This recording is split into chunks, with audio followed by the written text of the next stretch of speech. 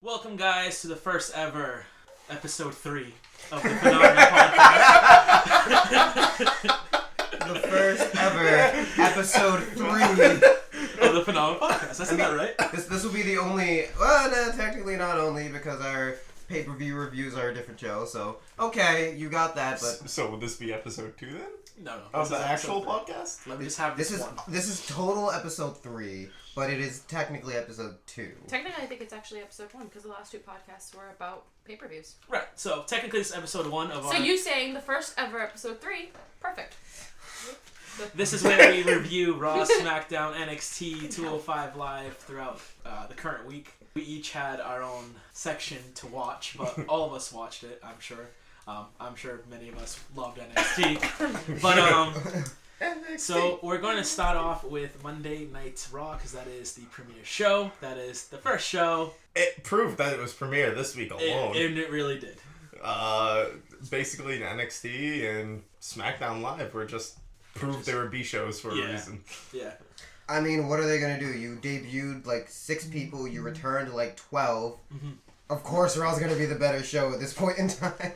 Legit. Yeah, there was a lot that went on Raw. And Alright, so from Raw, I didn't really watch it. I know all of it, but I didn't. So I don't know what started and what ended. But I seen like clips on YouTube because I was at work. I was closing the bar, but I got to watch it because Wild Wings. But we know someone who watched it from start to finish. Yeah, run us well, through 2 Raw. people. I did actually get to watch it from start to finish this week. It was a miracle. Yes, and this week we actually have Shelby back. I am here. She's returned. She's not sleeping like last time. Close call this time. Very close call. So because she missed last week, this last episode, we'll let her start this one. Oh my god. Monday Night Raw. Raw was better than I thought it was going to be. Usually the week after any pay-per-view on Raw is like the week before a pay-per-view on Raw, and it's garbage. But Mania, Raw after Mania. You're not wrong. Oh god, I can't even remember how it started though, because my brain's just going through every match that happened. And Same. I'm also still reeling from the loss of our great tag team champions. Nicholas had to go was back to such school. a good champion though, guys. He would have defended so hard. You know, he is officially in the record books, actually. They officially wrote that in the record books. I'm really happy for that, young boy. 21 hours as champion. Yeah, not even a full 24. Yikes. Poor Nicholas. He deserves better. He had to go back to school. Listen, And when to you be got a fair, career like this ahead of you... He even got in the ring. School can go into the background for now. You can do classes before you go there. Tell Braun Strowman that and see what he says. Braun Strowman would be okay with it. No, he wouldn't. No. He was the one pushing for him to retire. Best part about the whole thing, when Nicholas said, "When I return, someone's gonna Gonna get these hands," and the Oh, this fans little went boy. nuts. That was adorable. Like, I'm really glad that they didn't keep him around too long though, because they did that with Ellsworth, and then Trust me. As an AJ person, trust me, he was around way too long. as a Dean And, person, No, you were all for it, and then once he turned on Dean, you were it was like... game over. Okay, no, Fuck I hate him Ellsworth. now. once they attached him to Carmella, I was kind of like, all right, I'm really fed up with this guy. Yeah, Carmella was about to get buried by him next. I was like, this can be interesting, and then it went on, and I was like, this is bad. And then Money in the Bank happened, and I was like, oh, This no. is really bad. And we got our first women's Money in the Bank winner. James James Ellsworth. Ellsworth. I'm not talking about this again. We'll continue on this Raw breakdown. Alright, so the most memorable moments for me. Bayley punching Sasha in the face accidentally. You can't see them, but I'm making air quotes. Accident. Can I Accidentally. say that this? I think she hasn't might have even- accidentally done it, but, well, Right. We don't know. Can I say that this hasn't even started, and I'm already sick of this feud?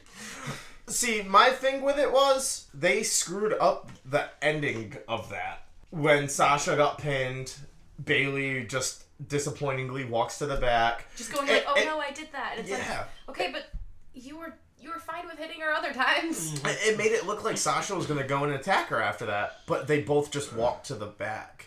Because Paige had to retire. Yeah. The thing with them, I'm noticing, it's like, if they're in a match, like, they're going to try to win the match. They're not going to try to sabotage it.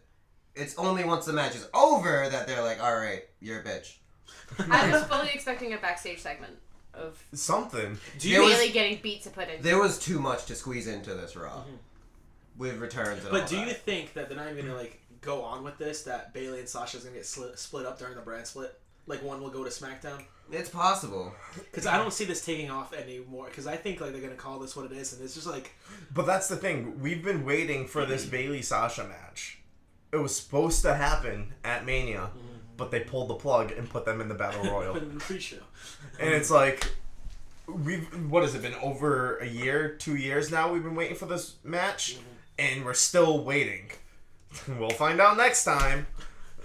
It's like Dragon Ball Z. Exactly. Dragon Ball Z. Thank you for finishing it. But for me, what I loved the most about this was Ember Moon. Dude, Ember Moon coming up would make me so happy. I was surprised she came up immediately. I thought Andrade would come up immediately and she would kind of wait. No, I was hoping for Ember Moon. Like, Ember, she beat your bae, and it made me very happy that your bae got pinned by my bae. Yeah, she needs to get the shit kicked out of her for a few more weeks. Yes. And another good one that I loved was AOP actually coming up, but it was the end of that threw me off, with them basically telling Paul Ellering, we don't need you. I don't think Authors of Pain were ready to come up just yet. Oh, no, they were ready, but they're not ready to be by themselves, I think. And I think that's the problem. I can see Paul going to War Raiders. That's making them something. That's Maybe. possible, because I've heard rumors that the reason Paul Ellering and all this happened was because he doesn't want to do the full-time travel. He wants to stay in Full Sail. Yeah, which makes sense. So that they did this, but I don't think the Authors of Pain are going to be able to do this by themselves without somebody. But riddle me this: Raw's tag team division is too full for Kevin and Sammy. Yep. So let's bring up another tag team. All right. Yeah. I don't think it's too full. I think he's Raw's like... tag division is too full. Yeah, SmackDown needs it more than Raw does, but SmackDown's going to get Sanity next week, I think. Well, we're gonna get into that at the end of this whole like recap. We're gonna do like each of us. What do we think's pick. gonna... Yeah. Well, we'll pick like 3 superstars for sure that will be like traded or like drafted. So Ronda nearly ripping off Stephanie's arm. Yeah, that's how it started. Yeah. I was gonna say that's what I just remembered. I was like, wait, Yeah. no, it started with Stephanie McMahon coming out and being like, "Oh my God, look how wonderful she did! Look how wonderful And I it's was! all I did because an of amazing me." job. I did such a good job making her look good." It's like, Steph, you're not an in-ring competitor. You were at one point in time, but you're not. Like, this is not your skill. And you were even that good of an in-ring competitor before, but you were daddy's daughter. So She was entertaining. However, I did get a small, tiny little kick about her nearly getting her arm completely broken. I did feel a little bad when the crowd was, like, wild about it. Because I was like, ouch, that's like a slap to her pride. I mean, But my favorite part was, can we please show Stephanie McMahon some proper respect? And then the crowd just going off. I Well, was because, like, like I said with the whole Ronda thing, like, Stephanie never gets comeuppance. Ever. So all of this in 2 days, the crowd is eating it up. Like... the last time she got something coming to her was when she got put through a table. She gets it, like, once a year, if anything, and it's Wrestlemania, just, like, usually. a real quick, like, and that's it. yeah. Trying to think of So it started with that. the Bobby Lashley return. That one. I didn't think he was coming so quick either. I didn't think he was coming quick, and then especially in the segment with Elias, of all people. Yeah. All right. So we're gonna get to there. So that way we don't miss anything. We're gonna go in order. Oh, you pulled it up? Yeah. So Yeah, Awesome, because good. because Somebody I can't already- keep order of his own show. we're just flying everywhere here, which is fine. We're all To be excited. fair, like, I remember certain matches better than others. All right, so after the Ronda Rousey thing, if anyone wants to chime in or we can skip, it's up to you guys. But after the Ronda Rousey thing, it was Nia Jax and Ember Moon versus Mickey and Alexa. Which we touched. Which we all touched. Nothing else to say about No. that? Okay. No, basically that match was just to show welcome Ember Ember. Moon. Yeah. All right, so after Ember Moon, there was a new superstar that got called up, and it was No Way Jose. It's Oh, Fiesta time No. on Raw. Okay, but that's No not like way Adam Rose. Yeah, Because he has the party train. It really is. It felt like a waste of like, for him to just fight a jobber. Yeah, his name was John Schuyler. Well, the thing with Jose, like, he had some okay matches, but he's been off NXT for a long time. So I figured they want to give him the squash, and then they'll slowly build to him actually fighting people. Yeah, which they Everyone usually gave you do that. NXT. I was so happy. I was like, this guy is fun. This guy's a wild time. Yeah. I was so excited because he makes it entertaining. Like, same thing when he was with NXT, the first time he came out and he was just dancing around. See, that's the thing. I was petrified. I was like, I love him so much, but I don't think Raw is going to respond well to him. And then I was couldn't be more happier to be proven wrong. As soon as this music hits, everyone was doing like fandangoing. Yeah, fandangoing. It was so good. We're all fandangoing. Lord. Alright, so after No Way Jose, we had a little segment with Kurt Angle and The Bar. Kurt Angle announces that there'll be a tag team eliminator match on April 27th in Saudi Arabia, the greatest Royal Rumble, which I still have no Okay, but idea. here's the thing about that. The division's going to be completely mixed up by that Rumble. Yeah. Well, So- I'm assuming what they have right now is what I think they're gonna keep it Yeah. that way. So It's all possible. what or they the have teams planned. that win, or at least they're going to keep But you know Yeah. what? We can't really say that because they already switched that up before they did do that. when they swapped the number one contenders, and then Oh, they won the yeah, opposite yeah, titles. Yeah, that's right. Alright, so well, going on from that tag team eliminator match, it's the Club versus the Revival. Winners were the Revival. Anyone? That one, it kind of shocked me because they buried the Club a little bit more. Well, It's this already is- been The buried. Club's been buried, the Revival's been But buried. this is- One of them had to... But that's See, the thing. They here's were the- building up the Club by putting them with Balor. But that's why they're holding off. They're But not how going to much make them longer are you shit. going to hold off? They're gonna hold off until the draft because Finn and the Club will go over to SmackDown. That's why they had to lose. This is why I'm saying, like, that's why I'm so surprised the draft is coming so soon. I thought they would have waited a month, burned out some storylines, and then they would have drafted everybody. But I was wrong. I was wrong. Anyone else want to talk about that tag team match? Wrong. I'm actually really happy for the Revival to get a chance. Yeah. too. Because the Same. Revival's really, really fun to watch, and they're really damn good. But they haven't been given enough opportunity due to like injuries and That's just the no problem. space for them in the storylines that they were going with. Because It's been a mix of the two. And I'm really happy that they're not going to be sent to SmackDown because, God, they probably just end up like the Ascension on SmackDown. Yeah, those poor guys. The Ascension deserves better than what the Ascension's getting, but that's a completely different cupcake. Well, Hashtag that- justice for the Ascension. well, that was the Ascension as soon as they got called up in general. Like they were jokes. huge on NXT and then became nothing on the main roster. I'm worried about that being the Authors of Pain, too. Just as a... See, I think the authors of pain are just so I don't dominant it see won't them happen to putting them. like monster gimmicks as like, No, but I have a jobbers. feeling that they're going to make a joke of them. I don't think so. I don't think so. No. Without Triple H the- is without really the- protective over Akam and Razor. Like really protective. Over I was going to say those without the creepy little bald man because that's how I know him. Paul Ellering. two. I think my definition is perfect. Creepy little bald man. Oh my God, what's next? See, I had this all planned though. Just to chime in, I had this all planned that Braun was going to win the titles, and I was like, Authors of Pain are going to remove that titles from Braun Strowman, but he had to relinquish it, and I was like, God damn Yeah. it. Now we don't know. Yeah. Yeah. All right. So next was a segment with Rollins and The Miz, introducing the return of Jeff Hardy.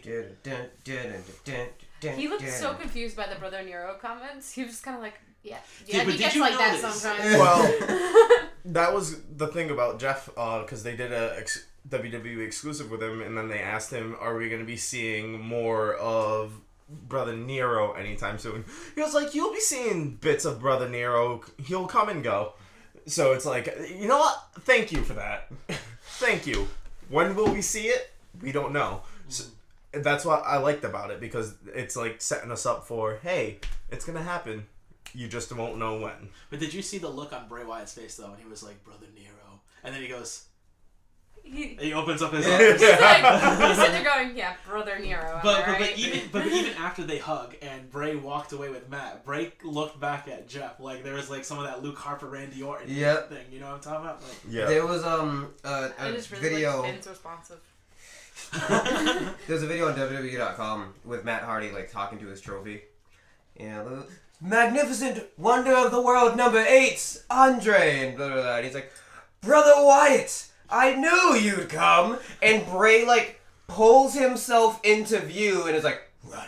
no. Not like jumps up and, like, That from- segment was really good because he talks a little bit and then he does the Bray Wyatt thing. Which I am Bray so Wyatt happy. is such a good talker. I'm so I happy know. that they're redoing the Bray Wyatt but keeping him with the same character. Yes. Yeah. So good. Let's hope they don't ruin it. Yeah. Yeah. Because he I said actually, hope. like watching this, he actually kind of like terrifies me. Like the minute I have to go see it because I didn't see that where he like puts the camera and says run. Yeah. Yeah. That was gold. And the fact that I love when they appeared in the ring on Raw, literally it was Bray Wyatt's little vignette thing, and then they appeared in the ring. It was awesome. No music, nothing. They were just in the ring. They were ready to delete. Pretty much. Delete! All right. So after that, spawned in a match between two women, Mandy Rose versus Sasha Banks. Winner was Mandy Rose. Yeah? Yeah, Mandy Rose got a win? she did, and It obviously wasn't a clean win, but I don't know, a I'm win. still saying, like, I feel like it's rare that I see them win. it is very rare, but it was bound to happen, especially if they're still trying to build this whole Sasha Bailey rivalry going on. And they had to set up for what was coming next. Correct. Exactly, which is Paige's retirement. Paige's retirement. All right, I'm just gonna put this out there. I understand that she had a sex tape out, and everyone's like, haha, her sex tape. But the disrespect I've seen for Paige because of that is just really irritating. Because this sex tape was obviously something private. It wasn't meant to be published. And it's like if you send someone your nudes and they leak your nudes, you don't then slut shame the person who got their nudes leaked. It's not like she posted this video. So on social media and stuff where people were like, oh, thank you, Paige, for what you've done for the division. I saw a lot of people lashing out at Paige for like, oh, what did she do? She made a sex tape. That's all she's good my for. And I'm God. like, no, Paige, like no one gives Paige enough credit. When she says she revitalized this division, She did. means She it. did. She brought actual competition to the division. It stopped being about mud fights and like Her and AJ Lee started this all off. it stopped being mud fights and like fighting in your underwear, and it started being something to be taken seriously. Paige was an amazing competitor, and she like her retirement speech actually did make me cry.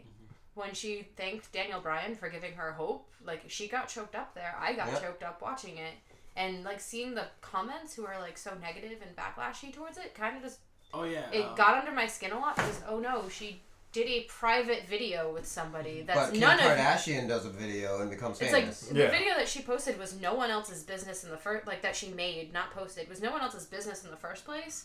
If you saw it, you were seeing something you weren't supposed to, and you can't judge somebody for that. What you do in your own home or bedroom or trailer, whatever. Everyone gets mad at Paige, but nobody says shit about Xavier. Everyone loves Xavier Woods. Everyone is like, man, that's.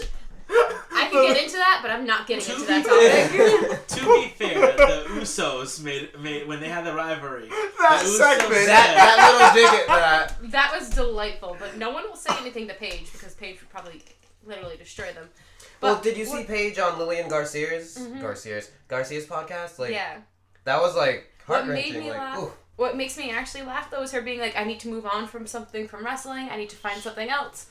And then the next day, general manager Paige. Yeah. Which makes me really happy because that means I still get to see Paige. And as of right now, it means she's on the same team, like the same brand as her old teammates, which just makes me happy. Yeah. Because PCB was my thing. And that's the thing, like, Or that segment she had was definitely a heartfelt segment. And that wasn't scripted. her retirement, but also, not only that, she also thanked Edge, because Edge is big into acting now, because he's found something outside of the WWE. Yeah, he was backstage talking to her about it. Yeah. The So, fact so that it's like they're giving her hope. They're giving her a reason to, like, even though she's only 25, 26 years old. And for your career Paige to and be I are over. the same age, Yeah, guys. it's crazy. And we're just sitting here on a fucking couch. Hey, Yeah. I am having a perfectly great career. As? A game seller. I sell video. Who knows? Maybe a year from now we'll be doing this as a career. Huh? We could. Hey, Subscribe now, like, and comment. don't forget to share. Say you were there with us. You wasn't with us shooting in the gym. But, you know, that segment felt really sincere to me, and it made me kind of angry that between the people who were thanking her for what she did and then the people who were like, what did she do? She made a sex tape. Yeah. Guys, And don't be jealous because she has a successful life and you're sitting on your couch watching wrestling every week. Seriously. Well, I mean, who's in the wrong there? Is it people watching her doing these things and To be fair, you were watching she's it. still winning? To be fair, you're watching a leaked sex tape. You're Yeah. kind of violating her privacy, guys. Not more than Brad Maddox. So what is the next segment? Well, So- he was hacked. So the next fappening. segment was, for the third straight time, it was John Cena and Undertaker recap. And it ended, well, the reason why I'm announcing, talking about this is because Michael Cole says, after the video ended, the dead man is back with a vengeance. Anyone caught that? Listen, He said the dead man is back a lot. But, And but like, this is like, I think it's pretty I legit. think he's coming for Roman. It's possible, and I would love to see it He because came back for Brock. he should come back from Roman, and even talk about how like he wasn't who he is right now. He was a broke. He looked so like even for that how 5 minutes? 3 minutes. 3 minutes. He His looked entrance great. was 5. He looked great in those 3 minutes that he was in that ring. He looked young. He did. That hip replacement did wonderful things for him. It really did. Is that what they're calling like when you do the whole vampire thing? It's like, pretty sure the dead man's actually immortal at this point. Oh yeah. Like, I've seen Michelle McCool needs to run. So after that little side note on that, there was a JoJo announcing, "Ladies and gentlemen, Elias." Elias, did his Elias thing. He did. Sorry, Elias is without a doubt the best on Raw right now. Because he can get the fans with you, and then at the drop of a dime, can get them to hate him. Ladies, what was it? Was it like he was in a town full of scumbags, and with the fans go, "We are scumbags." Yeah, like that's why I love Elias. He literally is entertainment, and that's what he needs to show the other superstars. There, they need to be entertainment. But when Bobby Lashley's music hit, and we had no idea who it was for a minute because the camera was just on Elias. It reminds me of AJ. How they did that, where we're like, who is it? But then the everyone's crowd's like, oh, and we're just like, what? What? They're all cheering. They see the name, and we're just like, I'll just go fuck I was myself. disappointed because if you want to do a face to camera, at least put his old music that he had. Yeah, so we know it's him. Yeah, it was brand new music. I know. I was at work and I was walking from behind the bar to the kitchen, and I was watching it like, who is this? And once I saw it was Bobby Lashley, my jaw just dropped and I stopped walking. Yeah, I had stopped looking at the phone at the TV for a second. I was looking at my phone, and the music started. And I'm like, I have no idea who this is. So then I looked up and I was like, oh. Oh, Elias is about to die. I was like, how long did he hold him in that suplex? It was like a full 30 seconds at least. And did a full rotation. Yeah, and went like this with his hand. He was holding him with one arm just up there, and I was like, oh, well. And Elias is probably like, oh my god, I shouldn't have tacos. Elias is sitting there like, my guy, you gotta put me down eventually. This is not the right position for someone as tall as I am. Like, that was perfect. That's like something, it's not just like Elias's weight, but Elias's length. He's a very long dude. He is. He's like 80% leg. 80% length, 20% drifter. Like, and he just held him up there, above him, gesturing with his hands, Legit, yeah. spinning in circles, looking real good, honestly. Oh, he's in the best shape of his life right now. Between what he was doing in Impact and Bellator.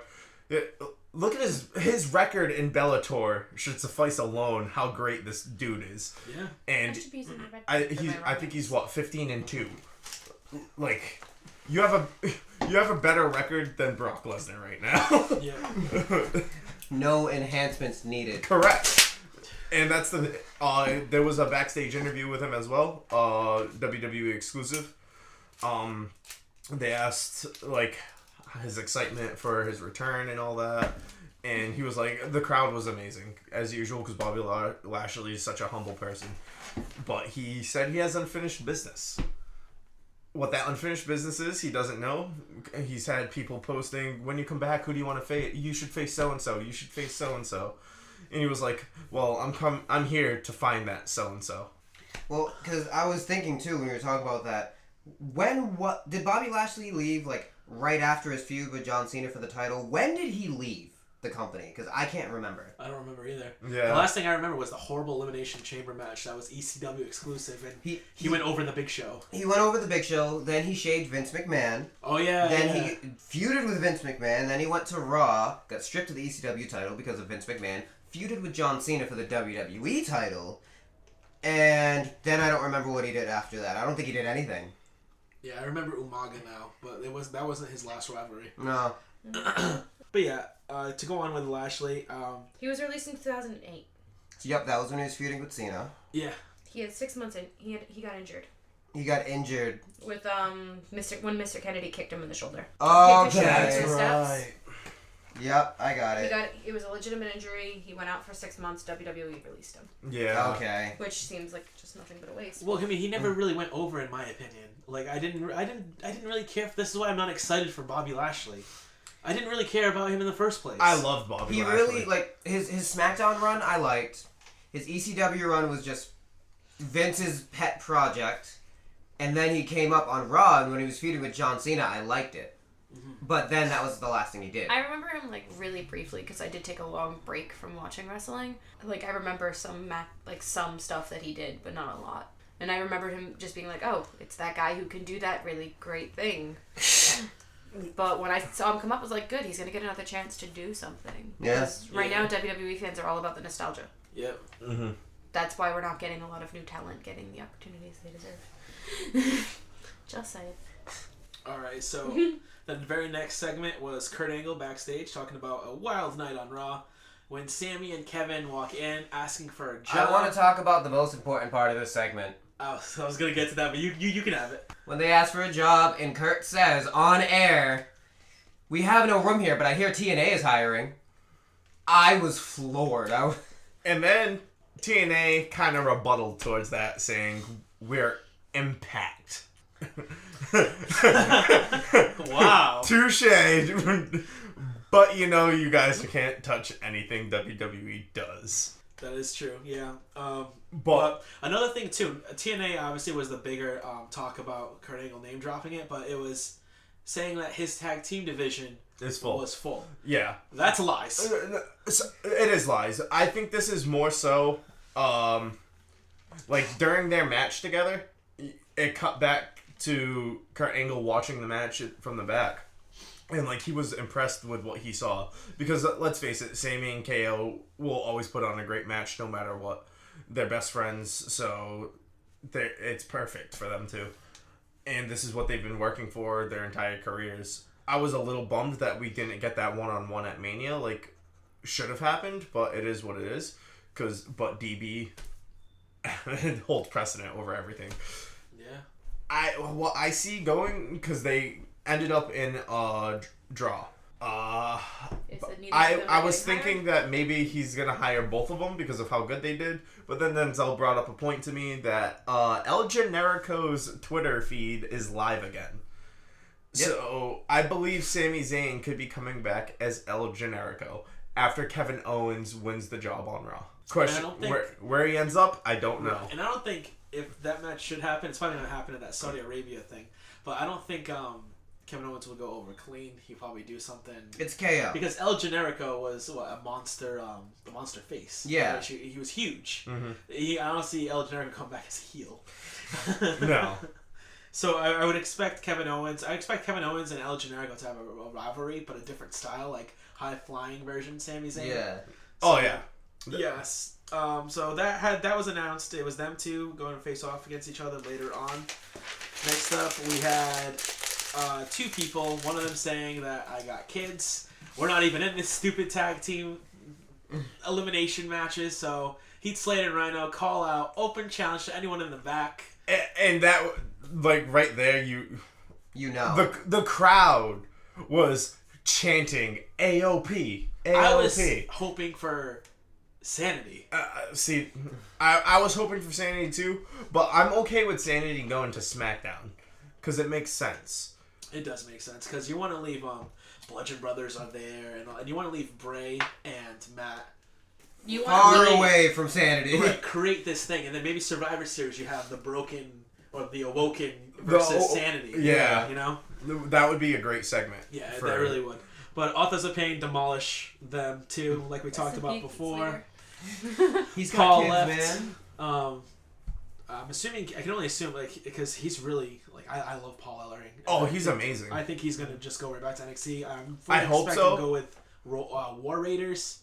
Goodbye, creepy bald man. Or even like I can't see him go anywhere else, honestly, because Heavy Machinery is too popular to be to do a heel turn. Yeah, you know.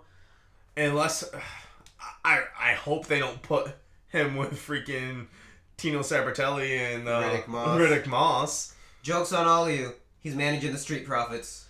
Also, is WWE gonna do anything with Rhino and Slater? Because if not, like, break up that tag team because Slater could be more than what you're doing. They were huge when they were in SmackDown. The minute they transferred over to Raw, I was like, so stupid. Yeah. Yeah, like, even if you just put them back as singles competitors, people love Heath Slater. Like, people love Heath Slater. To be fair, we have all the members of 3MB back.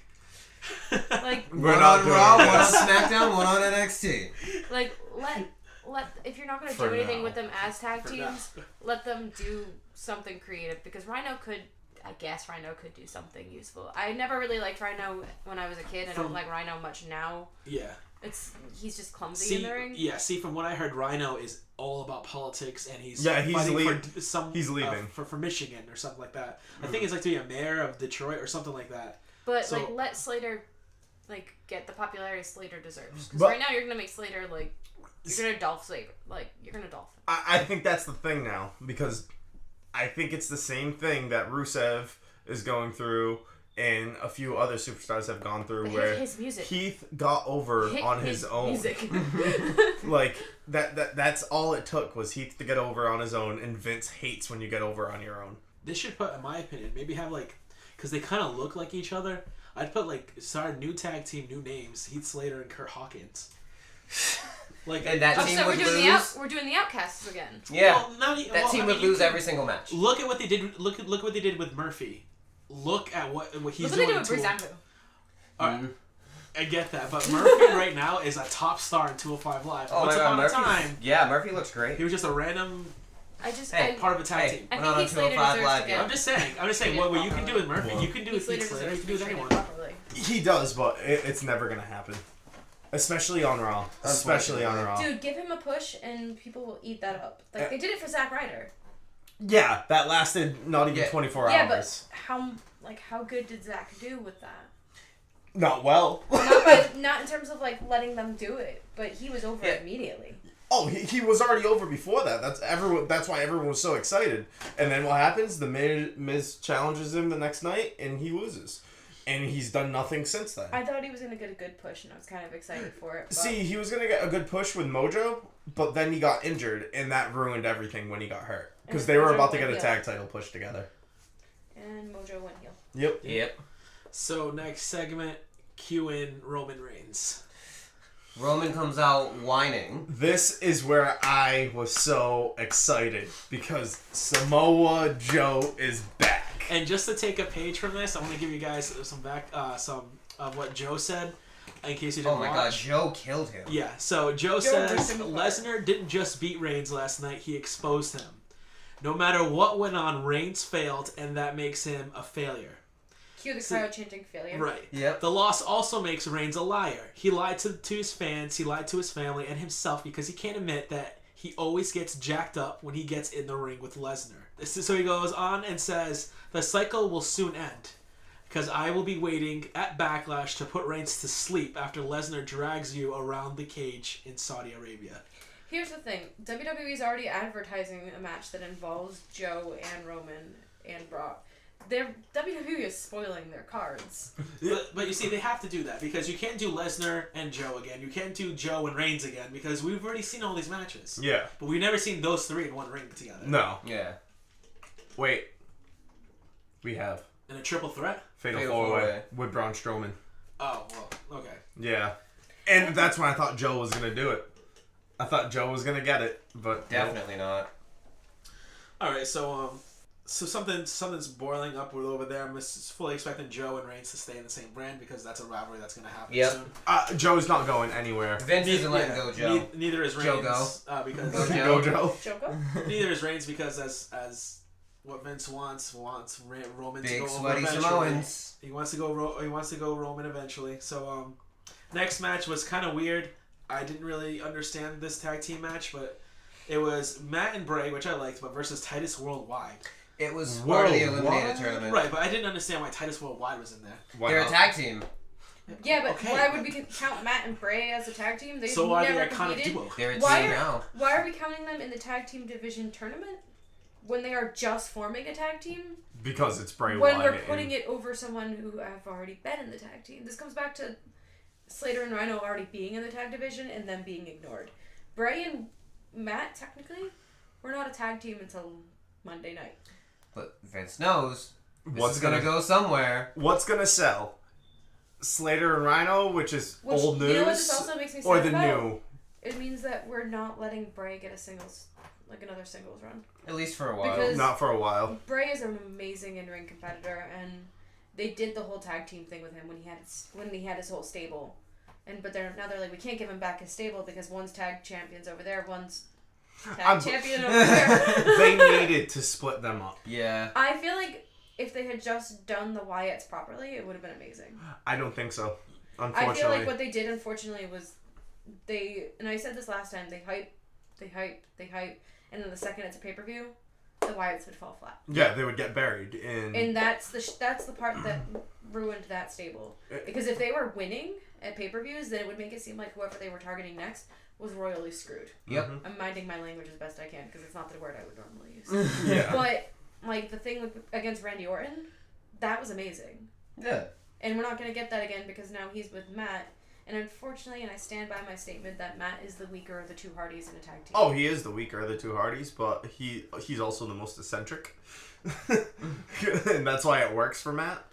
Jeff is just a crazy high flyer who does all the crazy segments and matches. Damn good tag partner. He is a damn good tag partner, no matter who he's with. Like but it also means that Matt and Jeff aren't going to go back to being tag partners. No, see, that's the whole segment that happened afterwards where Jeff flat out said, "You'll be seeing Brother Nero come and go." Yeah, but then he's not going to be like tagging with them regularly. He's just going to occasionally switch them. Which is good. See, he says you're going to see Brother Nero come and go. That's, in my opinion, that's a lie. Because what we're going to see is them refer to him as Brother Nero and him just give the look that he gave. Right. Which is kind of like, yeah, Brother Nero, right? But I fully expect Jeff to make the jump over to SmackDown. I fully expect it. We'll have to wait till Tuesday. Yeah. But I don't know. I don't know about that whole Brother Nero thing. I think that's going to be for a later date. Yeah, down the line. Yeah. So after that, there was Worldwide. Ow. As you punch the ceiling. So after that, it was Sami Zayn versus Kevin Owens, which ended in a double countout. And at the end of the match, the fans chanted TNA at them. I missed that part. I also missed that. I didn't hear that. It was a resounding TNA, TNA. As Kevin Owens looked on and was like, "You mother." So for some people who like to insult it, they're gonna go back to Armory. Is what they're telling me, right? Oh, that means we'll be able to see him at the PAL hall here. Lord. Anyone want to go in on? You know, we know it was a good match. We know how it ended. Yeah. I mean, it was definitely a good match. It always is with them. Okay. I talked about the potential, because like, I had to look up Sami Zayn's weight of him going to 205 Live. What I found is he's listed at 215. But I've seen one that he's 205. You know what's funny about that too? Sin Cara is not weighing less than he needs to be on there. And like, Sin Cara hasn't been on 205 Live. No, but he's considered a cruiserweight. That's true too. Yeah. So if Sin Cara can do it, Sami Zayn can do it. Well, Sin Cara is on SmackDown. Yeah, but he was in the cruiserweights. Yeah, he was. But then during the draft last year, they swapped him and Kalisto. They were like, oh, maybe we should probably give Kalisto, who deserves all the opportunities in the world. I love my boy. I like Kalisto, but they're trying way too hard to reincarnate Rey Mysterio with him. I don't like his new masks. You know what's interesting about that though? The whole 205 Live thing. When I rewatched NXT, the pay-per-view, Aleister Black came out and they went at 206 pounds. Aleister Black, I'm like, oh no. Devils. Oh no. They're gonna have him drop a pound when he comes to the main roster. Or they're gonna say he dropped a pound. What did they say Murphy used to weigh?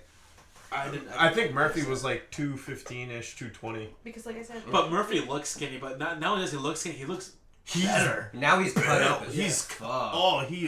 Jesus. Eric just got a hard on. No, I did not, but he... No, he just creamed his pants. He looks great. He looks great. He looks much better than what he did in NXT. That Murphy's Law, though... Awesome name, too. It's so good. It just works with the gimmick. But the ending was Miz Taraj versus Hardy. Jeff Hardy, obviously. Finn Balor and Seth Rollins. Which you knew this was going to... Burn it down! He has genuine appreciation for how loud the Burn It Down was.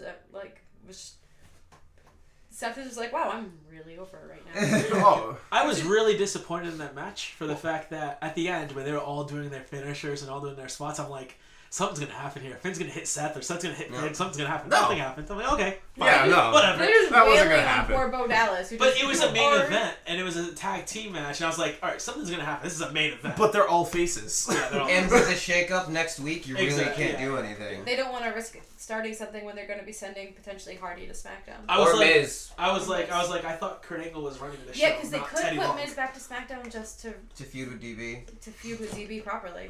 Which I see this happening. If Miz is going to SmackDown, I could see Jinder coming to Raw with hope not. that United States title and Intercontinental title going back over to That's SmackDown. if Miz wins his rematch at Backlash.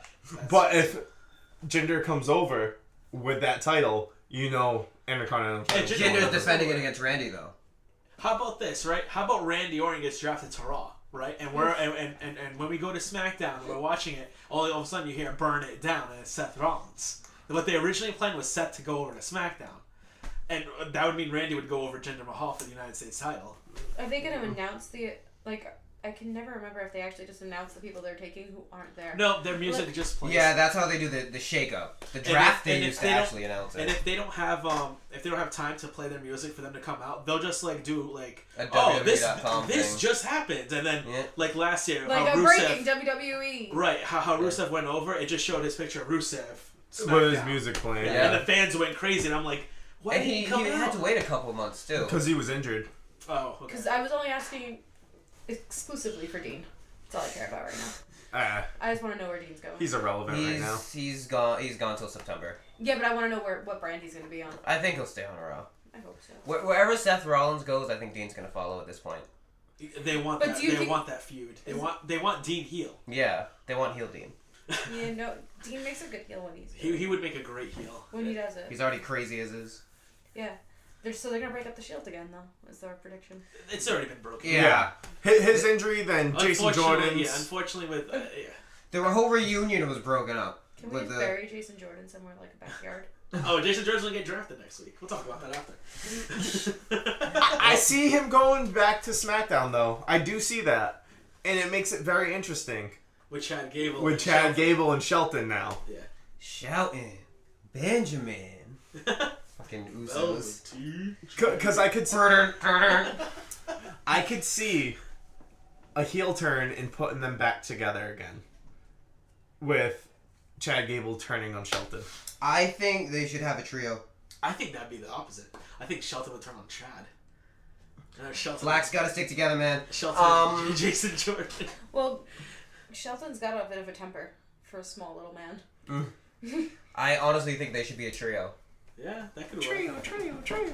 But that was the ending of Raw. Going over to SmackDown Live. Gotta switch pens. SmackDown Live, which is my land of Opportunity. jurisdictions and opportunities. Well, we had And a very lackluster show of surprises. well, we had like one call up from NXT during Just this? one. We had technically two, but one and a hair One and a of a half. call up from NXT. And unlike Raw, SmackDown focused a lot more on matches and storylines, As it always does. as it does. Which don't get me wrong, I love all of the call ups and the surprises, but actually focusing on the storylines more, I appreciated that a little bit more than all the surprises on Raw. Now, SmackDown actually opened up with Shane McMahon. He comes to the crowd. He thanks Daniel Bryan for the match and getting rid of KO and Sammy. And then he says, now, I accepted his, appeal to resign from being GM, and I had to make a new GM. And nobody expected Paige to be the new GM. Not a single soul expected Paige to be the new GM. Honestly, I was like, here comes Jeff Jarrett. Only because it was rumored heavily, and I was like, here he goes, here he comes. Or Lana. Oh God. Or Swerve Lana- by Stephen Lana Hart and would've Vicky been Guerrero comes back. Excuse me! I said excuse Nope, just punch her in the throat. I don't think Shane would put up with her. No, No. he would not. Shane would be like, please, I for the want love Teddy of God. Long back. And it Please. only made sense that it was Paige, because what Shane says all the time is that this is the land of opportunity. He gave opportunity to a person who just ended her in-ring Yep. career. That could have also worked for Jeff Jarrett, though. Him coming back to the company with his Hall of Fame and But all it's that. also like kind of giving Paige the credit she deserves Yeah. for what Oh, yeah. she's done.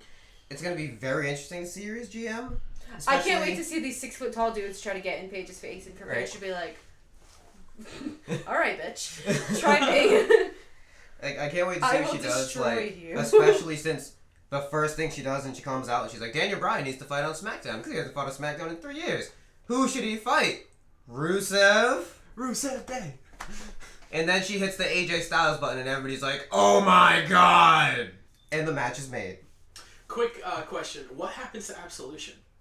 They can't be using Paige's theme anymore. Those poor girls Are buried. are going to get buried hard. Send them back to NXT while you can still No. save Don't them. you think No, they're that... gonna do what I suggested to you, and like I messaged Eric earlier this week that what I thought should have happened with Absolution, that if they were gonna bring up these girls to be a heel's lackey, Alexa. Ooh. Because Mickey and Nia, neither one of them are benefiting from being seen with Alexa. It's only hindering Mickey. It was only getting in the way of Nia doing something. It was only really setting up for the whole Nia's fat, which bugs me. But Mandy and Sonya could use that.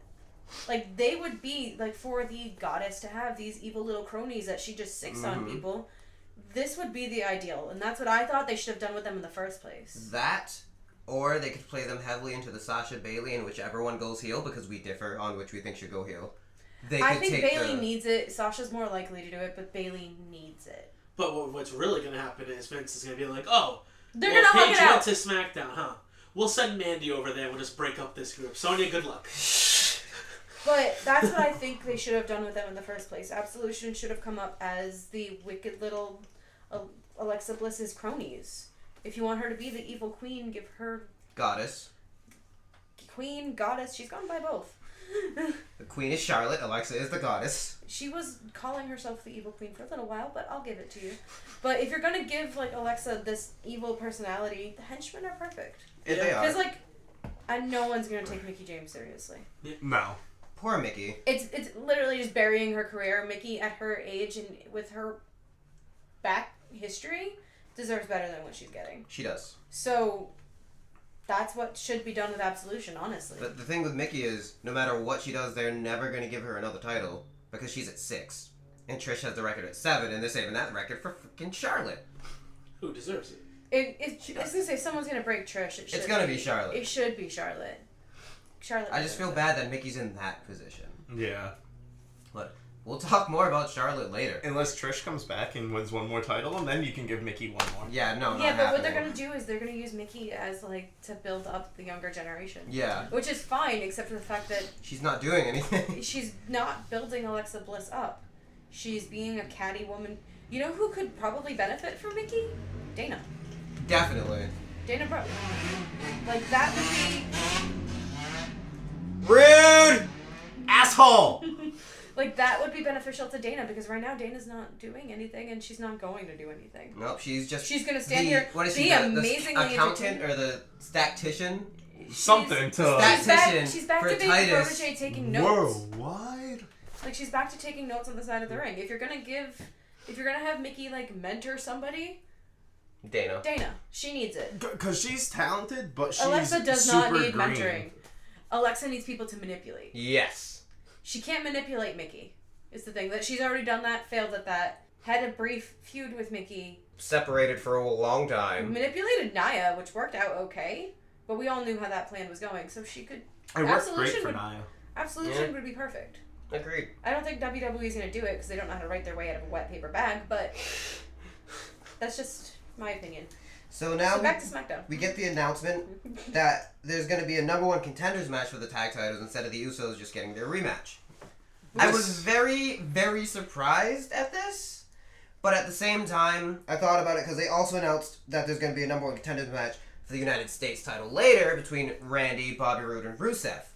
At first, I was very confused because why are they not just getting their rematch? But then at the same time, I'm like, I don't mind that if a champion loses their title, they don't instantly get a rematch. They get inserted into a number 1 contenders match because that can keep it fresh instead of us having to go back and forth for months. I hate that. That always gets so boring. Yeah, I lost it my can. title, I have my But title. I lost my title, I have... That's what ruined Sasha's title reign. She lost it the day after she won it every time. Yeah. And that's what kind of is going on here with the Usos tag match. It's like, okay, they lost their number 1 contenders spot. Okay, perfect. And then you have them win. What's the point of taking away their number one contender spot just for them to win their number one contender spot back? At least they earned it. Yeah. They already earned it by losing the titles. Yeah, no, actually. Which they didn't get pinned. The New Day got pinned. Just bury the New Day a little That could have been a great segment for a team from NXT debuting. Yeah, but you don't want to bring up a debut team and let them get the number one contender Sanity spot. would get that number one contender spot like you don't that. Want to, you don't Yeah, want to but do it's that. going against the Bludgeon Brothers' Paige. first title defense. Paige debuts and wins the title. That shit too. Yeah, that was pretty good booking. But AJ Lee had a how long reign? The Bludgeon Brothers just won the titles. They're not going to just win the titles. They just lose them to Sanity, and Sanity's not going to just No one come said up that to they were going to lose it to Sanity. Sanity's not going to come up just to lose their first match in a month. It could be a set. It doesn't mean they would lose either. It could be a screwed up finish, double count out or something, which would lead to Which would just a lead very to big. a longer thing that we'll be sick of in 2 months. No. Because like I said, WWE has a hard time writing their way out of what. Because if they do that, I feel like they're just going to ruin it. I don't think so. If Sanity comes up, they need to look strong when they come up. And they are, by destroying all of SmackDown Live's tag team division. Alright, destroy them, not in the span of a month. Because then you're just going to ruin it with the botch finish to the Bludgeon Brothers. Because eventually they're going to have a clean blow off in another month after that. Maybe 2 months. But I'm not going to sit through messed up finish after messed up finish for 3 months. You've sat through messed up finishes Yeah, and I don't throughout. want to do it again. Like, you should be used to it by now. It's expected out of the WWE. Yeah, and we don't like it. You just because you don't like it doesn't mean it's not going to happen, though. It's very possible for that to happen. It can happen, but it's stupid, and I don't want it to happen, so I'm going to argue against it. So I'm going to argue that I'd like to, having the Usos do it. The other thing is, if you're going to bring up this tag team from NXT, you want them to have opponents they could probably beat. There's no one. They could probably beat the Usos. Don't know if they beat the Bludgeon Brothers. Yeah, they built them up hella strong. So The some Bludgeon teams, Brothers are built up to be like little, brick houses that need brick houses to take them down. And or sledgehammers. So this is the perfect story, perfect time to build up a tag team and have them work towards it. But build them up, not just But give them a yeah, chance. make this like a few months thing before they even get a shot. That's why this draft is perfect. They did this too soon. They should have waited till the draft to do this number one contender. But yeah, Thanks, Simon. so you know, they have the match that just about the match that they probably should have had at Wrestlemania, which is a good match. Usos won. Really nothing special there. Then they play an interview with Naomi that happened earlier about her winning the Women's Battle Royal, and Natalya comes in and she promotes the shakeup, which I'm assuming is leading to Natalya going to Raw next week, because Natalya ended up losing a match with Naomi right after that.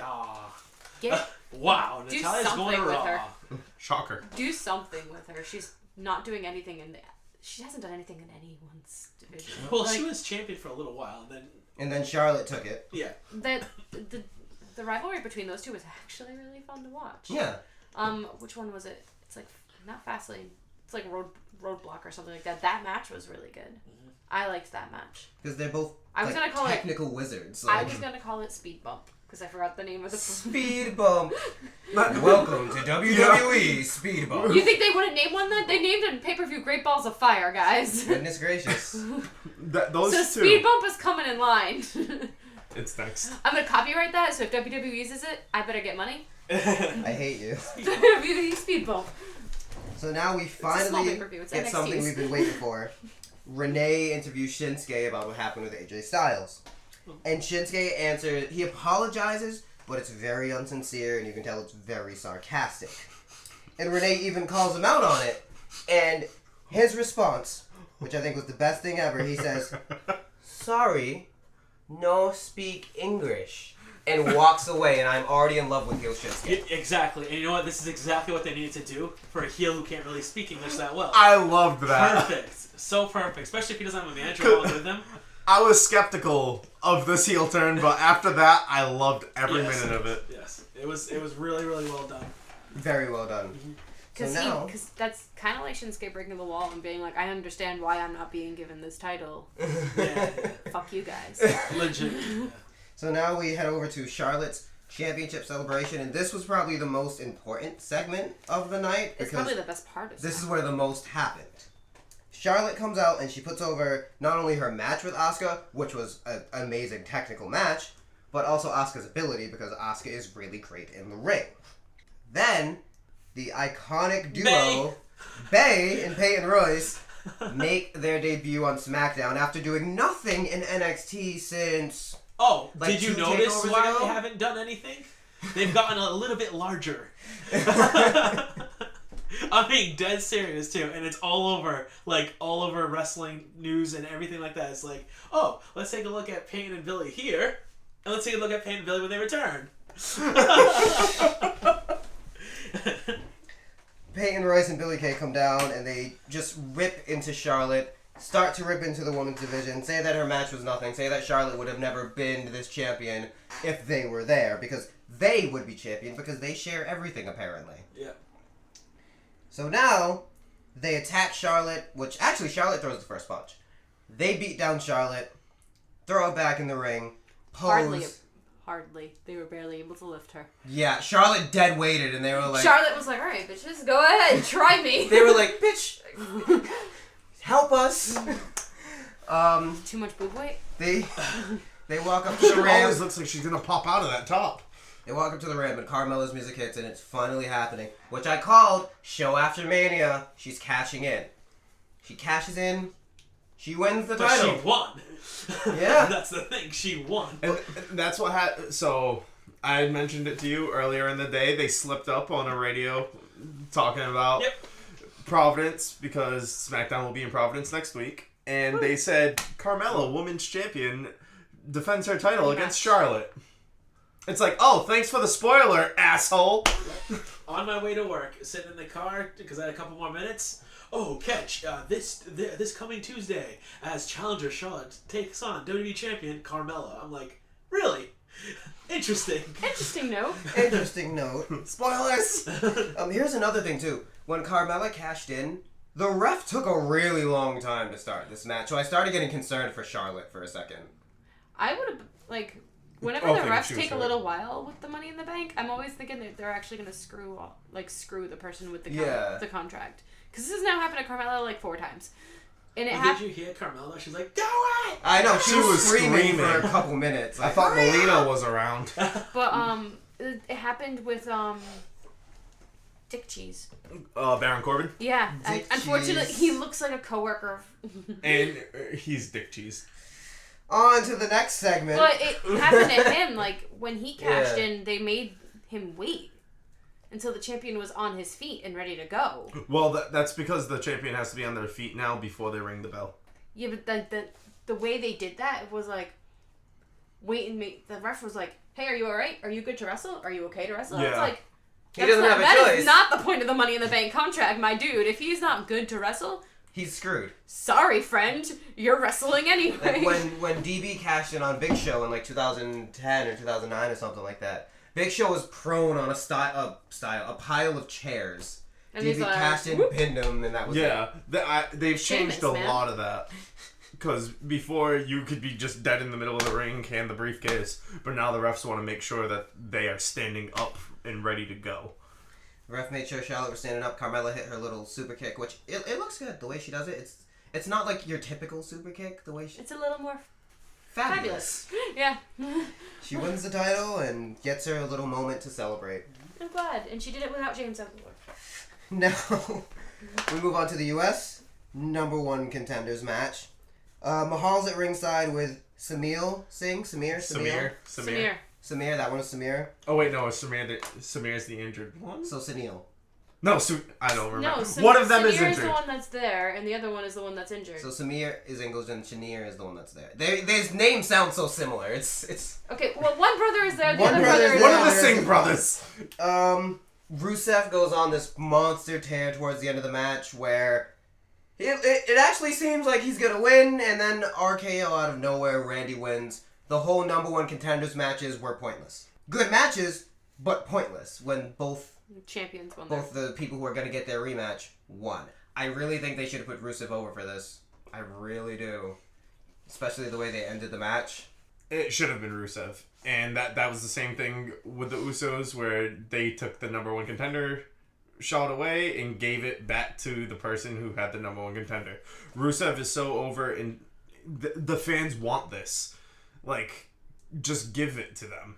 He's not Daniel Bryan. Vince isn't giving us anything. No, of course. See, It was Samir. See, this is what worries me, is Who's because injured. Rusev has lost already in like 2 weeks in a row. I worry that Vince is like, oh, I'm hearing the fans chanting his name, so I'm going to bring him over to Raw and feed him to Lesnar. You know what I'm saying? Because that would be a great match between two big guys, but obviously Lesnar would go over, probably with just 1 at 5. Oh, yeah, easily. But Roman can kick out of 6. Yeah. But yeah, because, you know. Kicked out of 5. Got Reality. pinned on the 6th. But now, Rusev is at the Greatest Royal Rumble is facing The Undertaker in a casket match. Yeah, That's weird. Talk about getting buried. Literally. What's gonna lead to that though? Is Undertaker just going and looking at a roster going, that guy? I haven't fought that guy. I want to fight that one. See, I I want to put that one in the ground. I've read a couple things. I hate that they're listen also to people's spoiling comments. things like this though, because it kind of bums me out. I want to see these storylines progress. I don't Yeah. want to just be like, well, I know Undertaker's gonna put Well- Rusev in a casket. Well, that's what they're doing with this entire Royal Rumble greatest thing ever thing. It's on a Friday to start that off. At 12 p.m. it's starting. Like, It's a weird time in Saudi Arabia to give it credit. it is, but at the same time, it's on a Friday. It doesn't make sense. Because it's a Saturday. Because this is in what Saudi they did Arabia. when they were in Saturday in Japan. Saudi Arabia. It's Saudi when they went Arabia. to- It's like 8 o'clock on Saturday. Yeah, but So- when they this is the same exact event type deal that they did when they went to Japan. Yeah, the time worked out for Japan, not us. Yeah, but I don't care about the time. But it's the day is odd in that they had no hype to this whatsoever. Oh, they're trying up to until hype it. WrestleMania. It's you have 3 weeks to not even 3 weeks. I don't know, because like she said, for Saudi Arabia, that's Saturday. Okay, I don't care about Saturday the time. You're saying it's an odd day. Saturday, that's a good day to do an event. And you know what I'm hearing about this Royal Rumble too? Is that it's not your typical Royal Rumble where you don't main event WrestleMania, but it's whoever wins. This is all rumors, so don't take it like truthfully, but whoever wins gets a number one contendership to whichever champion he desires. Ah. So, I mean, it could be cool seeing someone like, obviously I don't think anyone's going to challenge Lesnar, so they're probably going to challenge like AJ or whoever, Shinsuke, if that time comes, but... Finn Balor, Maybe Finn Shinsuke Balor wins it on challenges Brock Tuesday. Lesnar, gets But the fact destroyed. that the people that are in this already, like, Jericho was announced, Angle, Triple H, like, this is a big Royal Rumble. So Triple H is Triple H is gonna win again? He's gonna be in the Rumble. Exactly. God damn it. And John Cena's So in the Triple Rumble H is too. getting out of that Rumble early. Or he's winning the Rumble. Well, Triple H and John Cena are getting out of that Rumble early because they both have a match. Daniel Bryan's in it, like, it's like everyone. Everyone in the roster who doesn't have a match in that Rumble. Yeah. Even if they have a match. In that Rumble. Yeah. Anyway. It's just, but the whole Taker thing, what people I've seen people saying, it's like, if you're in a match with The Undertaker, that's an honor. Like, It is. you can't take that as getting buried. Yeah. And I'm like, that's... Unless you legitimately get buried. He's legitimately. But I can see that. And I also saw, apparently, I don't know how true this is, Undertaker has, like, full control over his creative. In which, if he does, then he very well could possibly put Rusev over, knowing that Rusev needs to go over. What happens if Rusev does go over? But not because Rusev won handedly, but Rusev won because Cena used the attitude adjustment on Undertaker into the casket. You know, starting something up. Like, yeah, you beat me like crap, and now, you know what? Now it's my vengeance. It's what I want to do now. They're definitely gonna have a return match. For sure. 'Cause So that'd be I interesting. can see it. And then if Rusev. And if Undertaker goes into the casket and we don't see him again until next year's WrestleMania again, where John Cena will probably like not call him out again, but just talk just crap. shows up. Well, in John front of Cena will have a match with some nobody, and then the Undertaker will be like, bitch. Gong. Like In the casket, middle of his match, dong. casket coming out and it's like lights on fire again, like what happened to Orton, and he just comes out. It's like, It's like, I oh, Uh, live, you bitch. literally through the fire and flames. I didn't know this was a Guitar Hero. So now, the next segment, Carmella Hate you. gets interviewed for her women's title win, and she cuts a really good promo. Like, Carmella's gotten so much better with talking, which she was already good, but now it's like, bravo, Mella, bravo. She threw me off with that. I'm like, oh, she's getting heartbroken. So- Yeah, and then she swerved. She put herself over, and my favorite part, she's like, and I did it by myself with no one, just like when I won the Money in the Bank. And I was like, sure, we'll go with it. It's one of those, I don't think that's how that happened. We'll erase James Ellsworth entirely. I'm cool with that. Now, with this, we're leading towards the main event, and Renee finds AJ backstage who is on his way to the ring, and she asks him about Shinsuke, and AJ says that he's not worried about Shinsuke. He'll deal with that when he has to deal with that. Tonight, he's facing Daniel Bryan. And he's excited to be facing Daniel Bryan. It's his first SmackDown match in like 3 years. So, now this leads to DB and AJ's match, which is the closer for SmackDown. Bryan works the arm, and after a while, when AJ starts to get his offense again, he works the leg, setting up for either the yes lock or the calf crusher. Towards the end, it looks like we almost got the same sequence we got with Shinsuke, where DB went for the running knee and AJ kind of rolled over him and was setting up for a Styles Clash. But Shinsuke interrupted the match, hit DB with a Kinshasa, low blowed AJ like of the head. to the back of the head. Low blowed AJ twice, but low blowed him enough to like flip him over. Yeah. So ow, and he Kinshasas AJ too, and that's how SmackDown goes off the air. Running the Shinsuke and AJ feud, but now there's a DB involved. Party, yes. I love it. Yes. Give me that triple threat of Backlash, please. Yeah, because next week, because we're going to be at Raw Monday and Tuesday next week. Well, you're not going to be at Raw on Tuesday. Monday and Tuesday. You don't listen, fuckface. So that's You enough said out of you. you're going to be at Raw Monday and Tuesday. We're going to be at Raw on Monday and then SmackDown Tuesday, okay? There you go. But SmackDown Tuesday, they're saying Shinsuke versus AJ for the WWE title on Tuesday. I don't see that ending properly. I see D-Bry coming out. Exactly. Yeah. So I think Shinsuke is going to catch a running knee. I think AJ is gonna like potentially about ready to get the match won, and then D-Bry is gonna do his running knee to Shinsuke, and then AJ's gonna get pissed off, and this is how you get this triple threat getting involved. Either that, or there's going to be a ref bump, I think. And then Shinsuke is going to low blow AJ. What? Your dad's on the phone. Oh, I was trying to be quiet. Sorry, we can just edit that out. We will be right back. Yeah, setting up this triple threat. Yeah, I see it happening. Don't see Daniel winning. Don't see shit at this point. I don't even see AJ winning. Why not feed it to Shinsuke? Have this heel going with him and go back and forth with AJ. You know, because if AJ beats him again at Shinsuke's heel, I think you're just burying it. At that point, yeah. For me, I feel like this could be setting up for if Balor and the club don't come over. I feel like AJ's going back to Raw. The only issue I have with the idea of Unless Shinsuke AJ being the one loses. to get it as a heel is it's just gonna echoes of Jinder Mahal. But It's people just would actually gonna- be about this one. Yeah, it's just gonna be here's this guy who's going to speak in it because watch he'll speak more Japanese than he will in English during his promos because he'll be like giant middle Yeah. finger to the world. It's just gonna be here's this guy who's not speaking a language someone that everybody who's watching understands. Look how big and bad he is. Look how willing he is to go for this. It's just Yeah. gonna be shades of Jinder Mahal again, except good. Except good.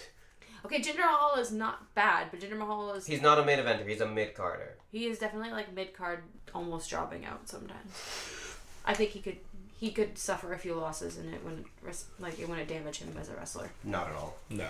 All right, so that was SmackDown Live. Yep. Onward You starting with 205? to 205 is next, technically. Really good matches. Very good matches, actually. The first match was okay. I didn't understand it really that much, but whatever. It's the 205 Live after Mania.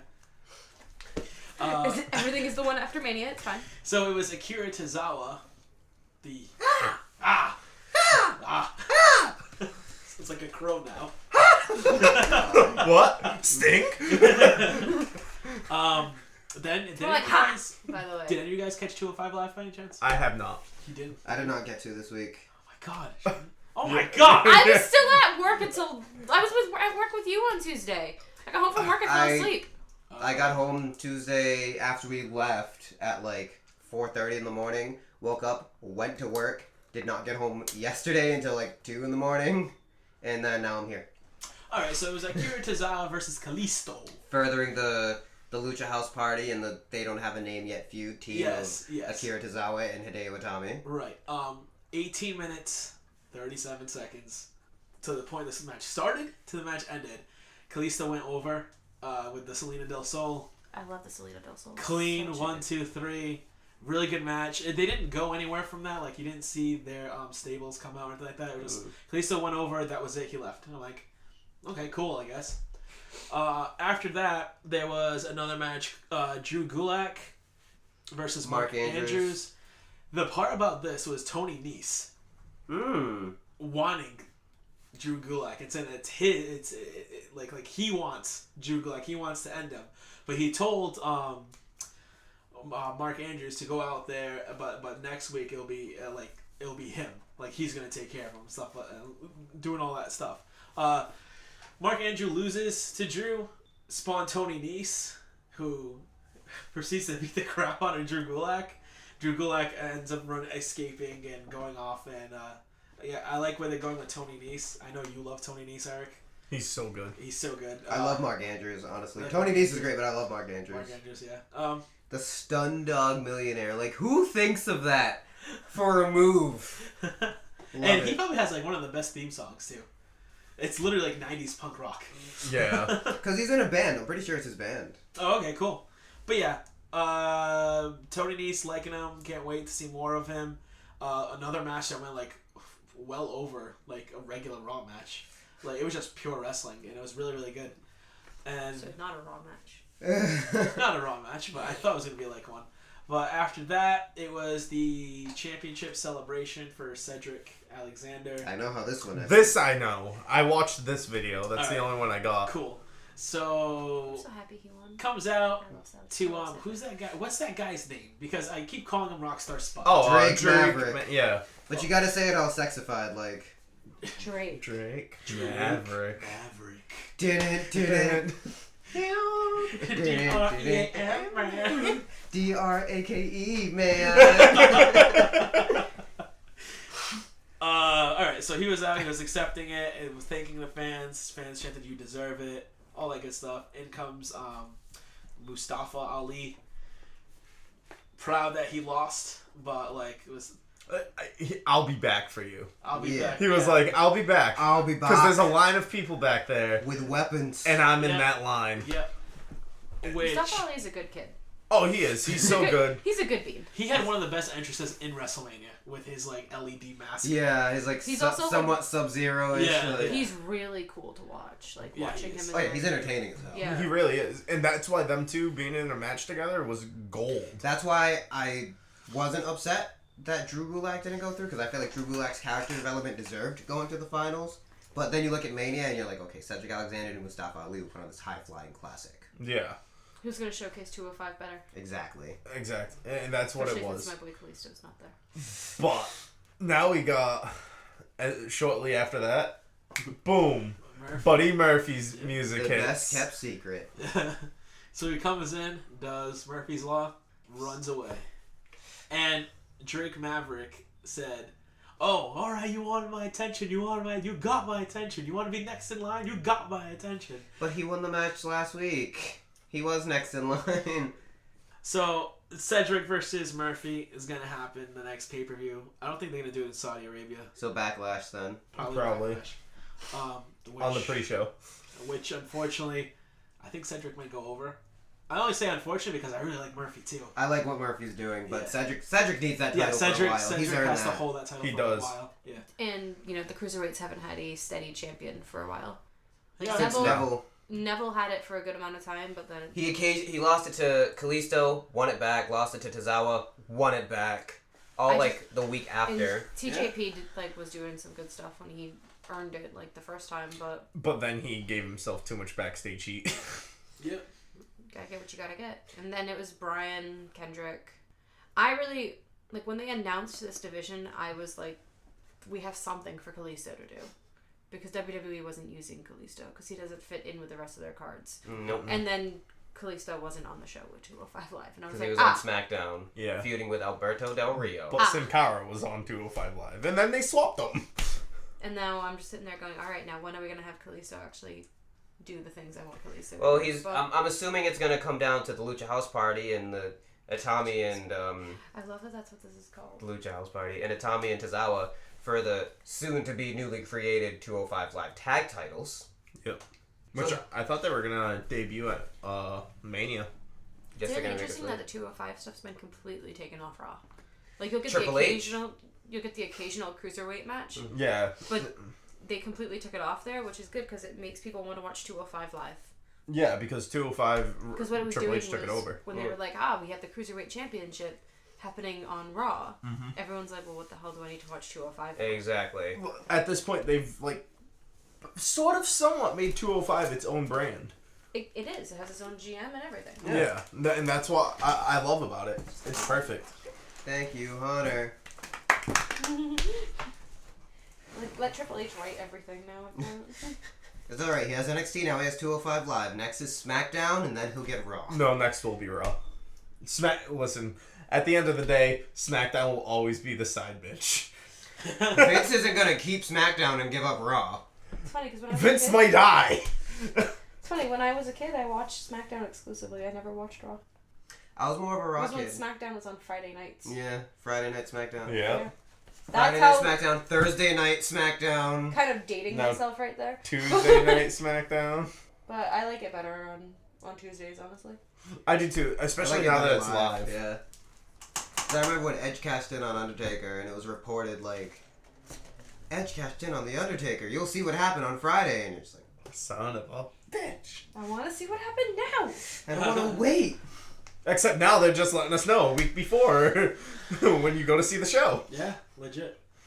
Carmella, women's champion, faces Charlotte. Well, you see, because when I saw the thing on TV, it was just like for the WWE Women's Championship, Charlotte versus Carmella, and I was like, oh, Carmella's getting a title shot. Okay. So when I saw that, I was like, why would she need a title shot? And then I She thought has like, I thought how like Seth Rollins had his title shots when he had Money in the Bank, so I was like, oh, they're just running this, and then Eric is like, so you just got spoiled, and I'm like, what do you mean? You just got Spoiled by me. Yeah. Instead of just sitting there and shutting up. Yep. Oh well. Children? So next was NXT Live. NXT Live. NXT Live. NXT Live Saturday. NXT isn't even live on Wednesday. So next was NXT. Terrible. Recap. It was all recaps. The show lasted a total of 15 minutes. That wasn't recap. It was Kairi Sane versus Lacey Evans. Lacey Evans. Kairi went over. Which clean. Kyrie's New Bay. And then I for the love next, Kairi. that Love match her. lasted 8 minutes, Little and for the pirate next child. 40 minutes, it was just straight recaps. 7 minutes later, it was tag team Tino and Riddick Riddick Moss. Moss versus Heavy Machinery, in which War Raiders came in and destroyed everyone. Yeah. End of the show. Like, So 2 matches is what you're doing. 2 matches. Like, usually, after a takeover, they usually have at least a few matches. But no, they had 2. And then it was 45 minutes of recapping. Welcome to the week after TakeOver, guys. See, good thing gave you 205 Live. You would have a light week, buddy. Weeks like this is like, I skipped leg day. Legit. Alright, so now we'll go into the final segment, which is, because this is a special occasion, the draft. The Superstar Shake-Up! This is what I want, okay? This is what I want. 3 picks for Raw, 3 picks for SmackDown. Oh, God. That's what I want. And it's going to be more than 3 picks, obviously, during the whole show, but 3 superstars that are going to go from SmackDown to Raw, and 3 superstars that are going to do the opposite. Well, what about NXT call-ups, too? Because they can still do some of That those. counts as a draft pick, so... Okay. At this Whatever point, you it's going want. to be a draft pick. Whatever you want. You want 3 picks for Raw, 3 picks for SmackDown. Shelby can go first. Put her on the spot. Facts. Dude, dick. Who's Dick? Is he getting called up? Yes. Dick Grayson? I wish, my guy. And then he dies. He doesn't. He's the only Robin who hasn't been killed yet, but we're not getting into that. That's another podcast for another day of the week. I can do it if you want me to. I think... That's going to be a punishment, listening to Shelby gush about all the Robins. Comic books in general. I think Randy's going to Raw Ooh. because he's not doing anything on SmackDown. I think he's going to get the title and he's going to go back. So you think it's gonna be a title He's swap? also. I think it's gonna be a title swap. I'm writing down my picks. So Randy. So we're swapping U.S. and Intercontinental I'm 2 fine years with in a that. row. I'm fine with that. I think Miz is keeping the title. Getting it back. Yeah, that's what I mean. I keep forgetting he actually. And I think he's going to SmackDown so he can feud with DB. DB. Is that one pick or two? That's one for Raw and one for SmackDown. Yes. Oh, so I get a total of 6 picks. Yes. All right. Is Asuka considered SmackDown now? I don't even know. We don't know what Asuka's considered at this Because she point. wasn't there at all this week. She wasn't at all on TV this week. So we don't know. Yeah, because, like, that matters. That does. Where Asuka's staying matters. Let's look at it as Asuka is a SmackDown superstar. I could also look at it as she being a Raw superstar. I Superstar? Superstar. think they're going to send Mickey to SmackDown, but they're keeping Alexa on Raw. Mm-hmm. Because Alexa's a big draw. And I think on the opposite end of things, they are sending Natalya to Raw. That Natalya thing, yeah. Not even because, like, Natalya will bring something to Raw, but just to get her off SmackDown because she's not doing anything on SmackDown. And her in-ring work is, And her in-ring work is, like, good. yeah. Got 2 more. It's going to be a tag team swap. Which tag team, though? I think New Day. They need to do something with New Day. I think New Day is going to go to Raw. I think. That's where this one gets good. I think New Day is going to Raw. And I think that SmackDown doesn't really have any... Well, Raw doesn't really have anyone to get rid of. See, I think that way for SmackDown. When it comes to regular superstars, they have very little to go over to Raw right now. Because when I'm trying to think of what SmackDown guys can go to Raw, and I'm like, damn, that's really freaking hard. I already have. I already wrote down my picks too, but I'm like, this to me would make sense. Yeah. I think if they're getting rid of a tag team, they might send Slater and Rhino back. Because Slater and Rhino were effective. Just to freaking save their careers. Yeah, Because right? Slater and Rhino were effective and were former champions on SmackDown. See, I think Rhino's slowly getting done, so if they did anything, they would be just taking Heath Slater. I feel like they would split him up completely because Rhino kind of wants to go I think away. they'll send them in a pair and then split them up when they're there because they'll also send Jason Jordan. And they'll just continuously slap. But he's Kurt Slater Angle's with- son. Yeah, but that angle's going that angle's going nowhere. that That angle is Kurt Angle. all it's doing is honestly, if they're not going to turn Jordan heel, they need to get rid of him. Yep. Because if he's not heel, then they're wasting the potential of having that there. Kurt would 'Cause- never give up his son. He doesn't have to give him up. He's going to send him back to where he was. Go back to where you belong. He's going to send him back to the land of opportunity because he doesn't have anything going on for him on Raw. Except getting stomped and being treated badly, and it'll play up the whole I don't want people to think you're getting special treatment card. I would like to see him get curb stomped before he leaves. I would love to see him Please. get curb stomped. More importantly, I want to see him get a dirty deed. But that's just me. Well, I want when Dean comes back for Dean to be like, you thought you could take my spot. lols. You little punk. Dirty deeds. Alright, Eric Young. Naomi going over to Raw. You was come on, bro. I hit you with the Eric Young. You had to get the voice. The Eric Young voice. Why does he talk like he has like smoker's lungs since he was a child? Naomi going to Raw. That was a little more Vince. Yeah, whatever. Naomi, I see her. I think she's going to Raw. Really? Yep. It would be good for the women's division on Raw to get somebody like Naomi. I think Naomi's way more talented than in the ring than what Natalya is. I want Becky to go to Raw, but I'm going to treat her good. Becky will be treated like more shit know. over on Raw. That's why I don't want her to go, but I want her somewhere I can see her more. I I love her. Not gonna see her regardless. think Baron Corbin is gonna go to Raw as well, Really? and Big E. Separating the New Day. Separating the New Day. They're gonna keep Kofi and Xavier on SmackDown. And See, I don't think they'd break up the New Day. I think they are. They're ready. They are ready. I don't think they can do anything else with the New Day, and that's the problem. They gave them a little bit more time with pancakes, but there's only so long that segment could go. So we any want pancakes. any call-ups to a brand? Apparently, like they're not even thinking of call-ups. Not call-ups, because I have one person. For My call-up That's happened. it. I wanted Ember Moon. I know your call. It's not even him. Oh, But I have one too, Are so, you done? Are you done with your picks? Or you just Well, that was just Raw. That was just Raw. Oh, that's Raw. Okay. We're going in a line here, Oh, sir. okay. You need to wait your turn. You need to know your role and shut your mouth. When my hand goes up, your mouth goes shut. We're nerds, guys. We're nerds. Start shrieking, excuse me. Just hear Shelby in the background. Alright, give us your, SmackDown is getting Seth Rollins. Mm-hmm. The whole entirety of the Balor Club. Cool.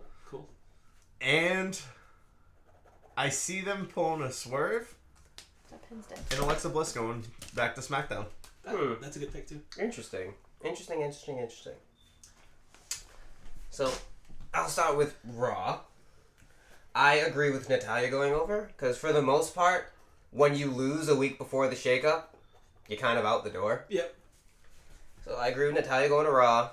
I can definitely see the New Day going to Raw as well, because it's about time for them to need something new, and whether that's them getting something new with their gimmick or them pushing towards a breakup, I'll be fine with that, either or. Mm-hmm. They're all capable individually, so they don't need each other.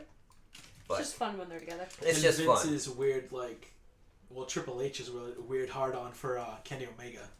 Because he wants, what Kenny Omega said was that the reason why he never came over was because New Day wasn't where they needed to be as singles competitors.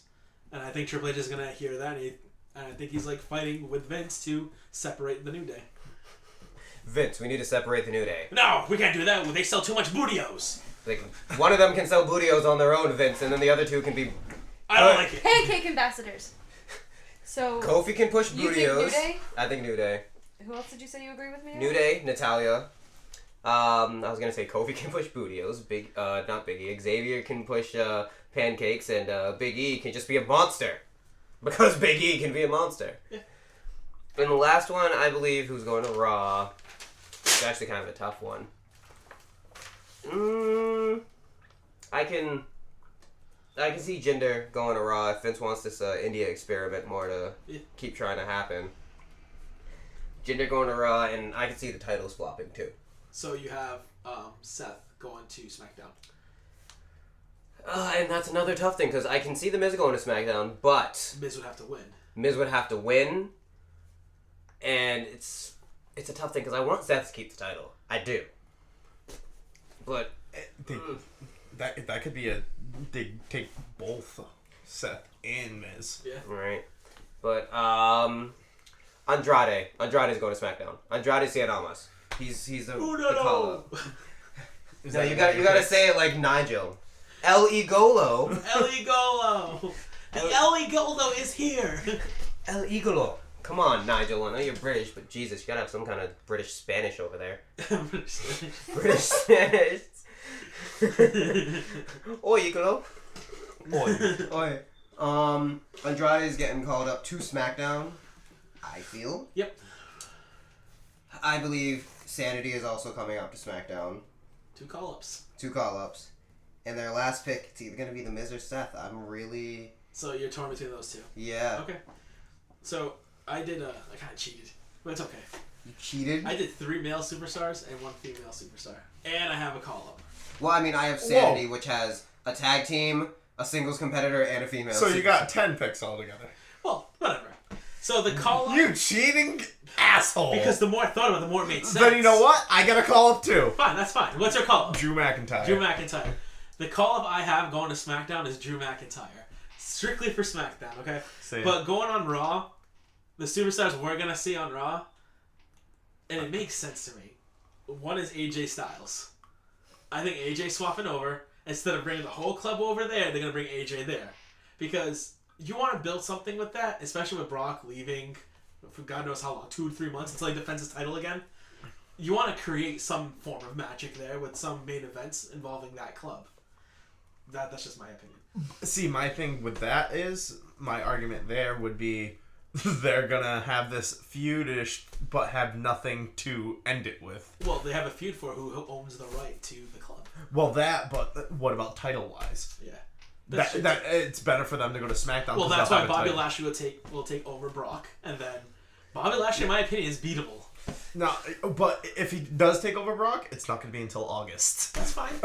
2 months, 3 months, 4 months, 5 months. They have the months to feud over the rights to That's the all right. club. The next person I chose was Rusev, simply because he's doing nothing and he's lost twice. But if you take Rusev, you got to take Aiden. Just Rusev. With Aiden, that's fine. No Lana. No, Lana Lana stays needs with to... SmackDown. Lana's staying. So Rusev goes over. If you want to put Aiden, you can. But I'm not going to write that in. I just said Rusev. The third male superstar I have is Randy Orton. Going over. With the title? No. Randy Orton just swaps. SmackDown, I'll talk about the females after. SmackDown, I have huge picks. Because SmackDown doesn't have anyone. Especially if you're losing AJ Styles. SmackDown would be getting Samoa Joe. Ooh. Oh, God. And the fact that he called out Roman, saying that I'm going to put you to sleep, I think Roman's going to get drafted over to SmackDown as well. No. I really do believe Roman's getting drafted to SmackDown. Take him. You can't do it anymore with Roman Reigns. No. Yes. No. Yes. No. Yes. No. Yes. No. Yes. No. Yes. No. Yes. No. Yes. No. Yes. No. No. I think I missed 2 of your picks. But Roman Reigns going over to SmackDown makes a lot of sense, especially with the Usos being there. And not even that. It's the you point really of... want this Samoan... Oh yeah, that happened later. But not You're even... so moist for this Samoan even- tag team. Not even just that. It's just he's not gonna wrestle Brock Lesnar anytime soon. Like he's probably done for the next year if he's still on Raw. SmackDown, however, come on now. Like I'm sorry, I know that's your show, but Roman Reigns on SmackDown, like now it gets a little bit more interesting. And then the one person I thought all you guys were gonna say, but because he had to drop his tag team titles, I see Braun Strowman going to SmackDown. Ooh. How many more Raw superstars need to get his hands? I did not think of that. No one.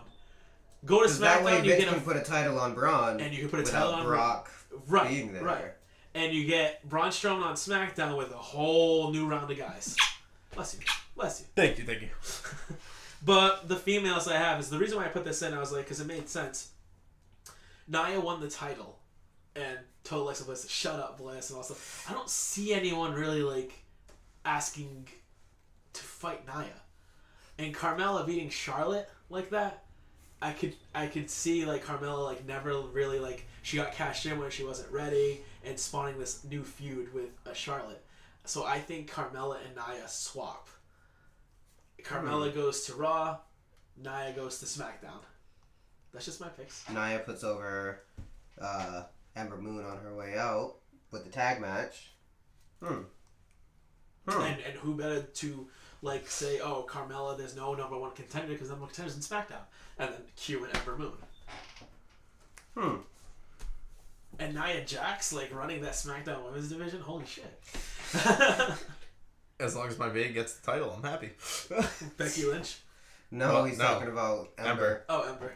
To be Becky's fair, not getting a title anytime soon. No. To be fair, something we didn't think about is what if they move Tamina? Because they haven't fired Tamina yet. Oh my But they're not doing anything with Tamina. Tamina will be one of those. Okay, no, but here's the thing. In terms of sheer size, she's the only one who could... Well, Tamina's on SmackDown. Well, they've already tried that with Tamina, and Tamina got wrecked by Nia. Yeah, but if Tamina built her way up... I don't think it happened. They need to do something with this woman, or Honestly, they're gonna end up letting her go. That's what they're gonna end up doing. I don't think they will. I Because think she's they part will. of that same Samoan family. I don't think they'll let go of I that. think at this point, I think they will. And think about that Roman Reigns thing that I said, right? Vince really wants that title around that guy's waist, but he's torn between Lesnar too. Why not have both? He could have Rock maintaining at Raw and Roman Reigns going over to SmackDown. Beating I know you Shinsuke. don't want it, but like possibly beating Shinsuke. Oh my lord. And we know the Kicks history. out of 7 Kinshasas. And there's only been one match between Roman. One spear. There's only been one match between a singles match between Roman and Daniel, and Roman has Daniel's number 1-0. Like that could be a rivalry going at it too. I wouldn't be surprised if Daniel gets swapped. Who knows? I don't want that to happen because I fear Daniel versus Brock Lesnar. I don't want to see that for Daniel's sake. Yeah. That would destroy him. Back on the injury list. That's what DB would sound like. Back on the injury list, DB. Yeah. I don't want it. No, I don't want that Roman swap. So I missed 2 of your picks, Denzel. Denzel? Denzel. Denzel. No, listen, I watched Final Fantasy Advent Children too many times. It's pronounced Denzel in this. It is an Advent Children. It I have is. the DVD in my room. Alright, so I have Andre. I have Natalia. Andre. I went through my Andrade? version. Yeah, I missed a syllable in there. I'm looking, I'm like, I missed a syllable. Andre, I didn't coming know back that. from the dead. The grade 1 to number 8! Andre! Well, I have Has Andrade. been awoken! I knew I missed the syllable there, and I didn't realize it till I said it. I have Natalia. I have New Day. I have Sanity. Who am I missing? So you have Andrade, Sanity, Natalia, New and Day. Raw. I was torn between Seth and Miz. I really have to pick between See, them. I agree with everything you guys said. But I feel like SmackDown is getting really weak. Phenomenal wrestling. But they need bigger guys there. Not bigger as in weight-wise, but Whoever is the Bigger Intercontinental Champion is switching. like they have Okay, big what names. about your other They just ones? need That's more only 5 bigger picks. names. That's because you have the SmackDown ones, right? I have Sanity to SmackDown, Mhm. Andrade to SmackDown, Natalia to Raw, New Day to Raw, Seth/Miz to Raw. And then I said Jinder to Raw. Okay, that's who I missed. I Because think Vince I wants that just wish experiment. I missed him more. I can definitely see that. You want to too. miss Jinder more? Yes.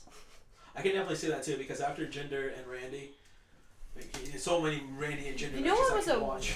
wasted opportunity? Why'd they bring the Great Khali in? They brought him in, and then they found out he couldn't take bumps. And we're like, oh wait, we can't. And do after this. he helped Jinder win that Yep. Punjabi person, he was the one holding the title. Like, I know. I'm the champion. And Jinder's just like, okay.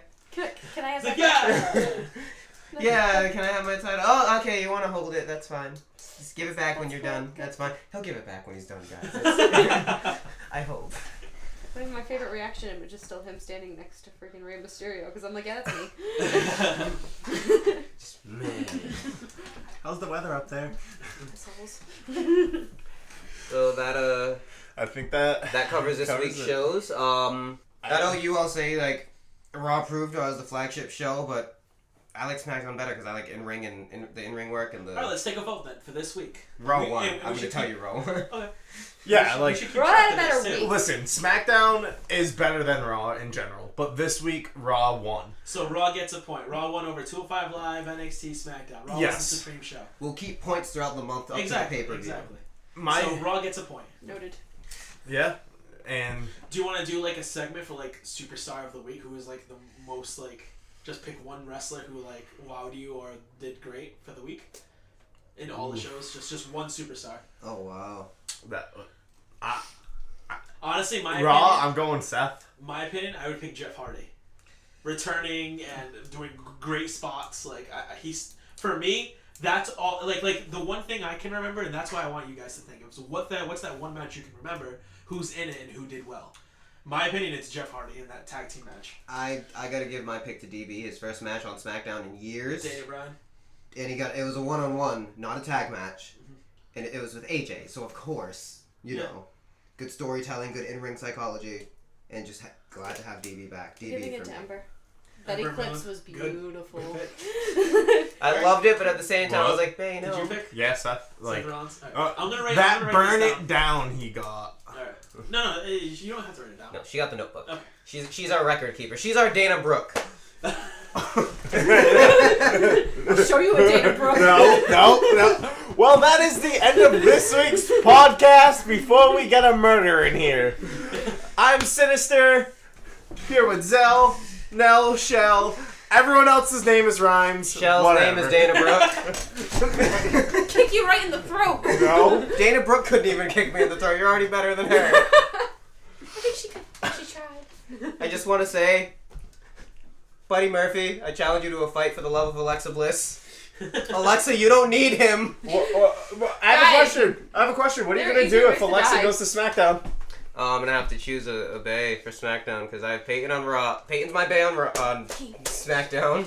Alexa's my bae on Raw, and I have Candice LeRae on NXT. I got Kairi Sane. If one of them goes to the same show, I'm gonna have to pick. Yeah. I'll cross that bridge when I get there. Are you gonna have a triple threat match with Ty Dillinger and Buddy Murphy, and whoever you pin, you get? Or No, I will make a choice because unlike some people, I'm not that indecisive. I'm very indecisive. As we've already signed off, we will catch you all next week.